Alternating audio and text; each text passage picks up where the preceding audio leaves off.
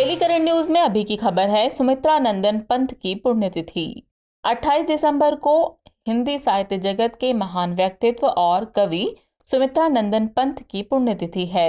यह छायावाद के आधार स्तंभों में से एक थे।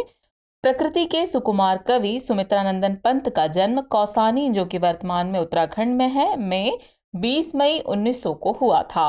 इनके बचपन का नाम गोसाई दत्त था।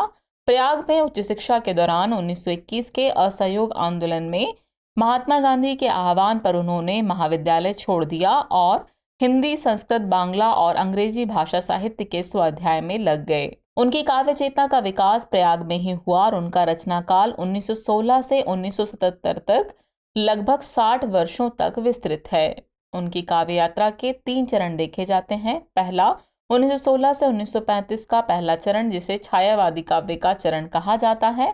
दूसरा चरण प्रगतिवादी काव्य का है। वहीं तीसरा चरण आध्यात्मवाद का है। उनकी प्रमुख विरचनाओं की बात करें तो इसमें शामिल है पल्लव, गुंजन, ज्योत्सना, युगांतर, स्वर्णधुली, लोकायतन, कला और बूढ़ा चांद, सत्यकाम, मुक्ति यज्ञ, तारापथ, मानसी, युगवाणी, उत्तरा, रजत शिखर, शिल्पी, सौवर्ण, पतझड़, चिदंबरा, मेघनाथ वध आदि। इन्हें प्राप्त हुए पुरस्कारों और सम्मान की बात करें तो इसमें शामिल है 1960 में कला और बूढ़ा चांद काव्य संग्रह हेतु साहित्य अकादमी पुरस्कार, 1968 में चिदंबरा काव्य संग्रह के लिए ज्ञानपीठ पुरस्कार, और भारत सरकार ने उन्हें पद्म भूषण से अलंकृत किया और उन पर डाक टिकट भी जारी किया।